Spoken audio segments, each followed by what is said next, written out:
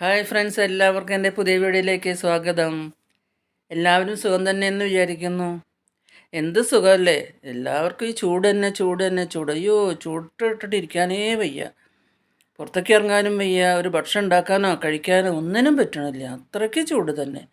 സഹിക്കാൻ വയ്യാത്ത ചൂട്. കുംഭമീനമാസം കാലമല്ലേ ഇതിപ്പോൾ കേരളത്തിൽ പറഞ്ഞിട്ടുള്ളതല്ലേ ഇങ്ങനെ ഒരു ചൂട്. അത് കഴിഞ്ഞാൽ പിന്നെ ഇനി മഴയായി.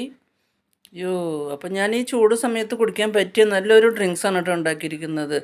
നമ്മുടെ വീട്ടിലുള്ള സാധനങ്ങളെ കൊണ്ട് തന്നെ നല്ല ടേസ്റ്റിയും നല്ല ഹെൽത്തിയുമായിട്ടുള്ള ഒരു ഡ്രിങ്ക്സ് ഞാൻ ഉണ്ടാക്കിയിട്ടുണ്ട്. ഒന്നിനും പുറത്ത് പോകണ്ട, വീട്ടിലുള്ള സാധനങ്ങളെ കൊണ്ട് തന്നെയാണ് ഉണ്ടാക്കിയിരിക്കുന്നത്.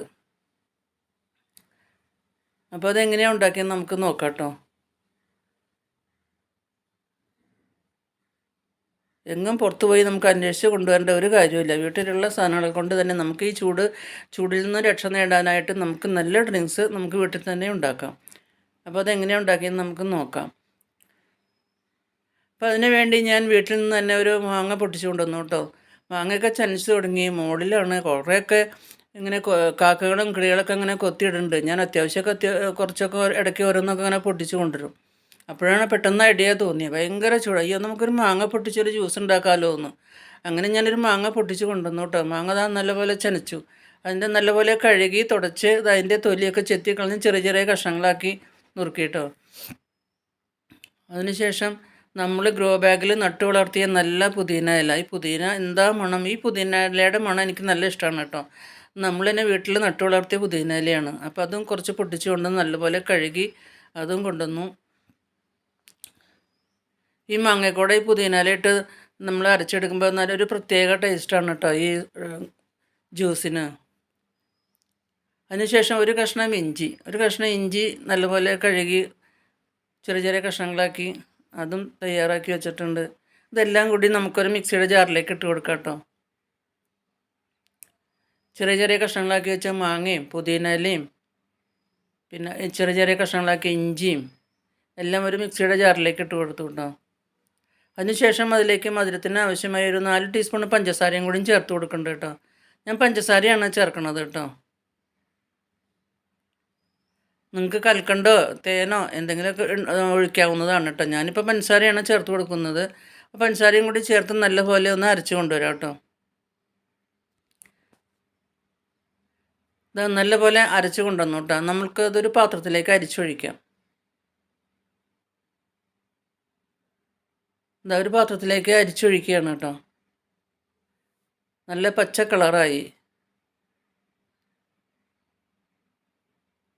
ഒരു ടീസ്പൂൺ കൊണ്ട് നല്ലപോലെ ഇങ്ങനെ അരിച്ചിങ്ങനെ എടുക്കുന്നുണ്ട് കേട്ടോ. നല്ലപോലെ ഇങ്ങനെ പ്രസ് ചെയ്ത് അതിൻ്റെ ജ്യൂസ് മുഴുവനും ഞാനിങ്ങനെ എടുക്കുന്നുണ്ട്. നല്ലപോലെ പ്രസ് ചെയ്ത് എടുക്കുന്നുണ്ട്.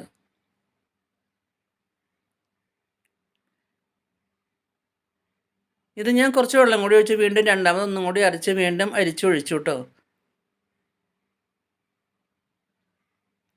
അപ്പോൾ കുറച്ച് ജ്യൂസും കൂടിയും കിട്ടി.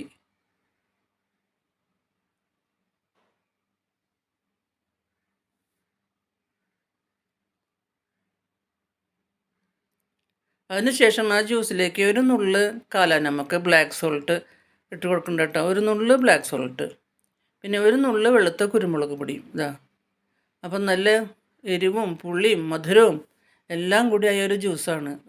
അതെല്ലാം ചേർത്ത് നല്ലപോലെ ഒന്ന് ഇളക്കി കൊടുക്കുന്നുണ്ട് കേട്ടോ. ഈ കാലാനമക്കും ഈ കുരുമുളക് പൊടിയും കൂടിയും ചേർത്ത് നല്ലപോലെ ഒന്ന് മിക്സ് ചെയ്യുന്നുണ്ട്.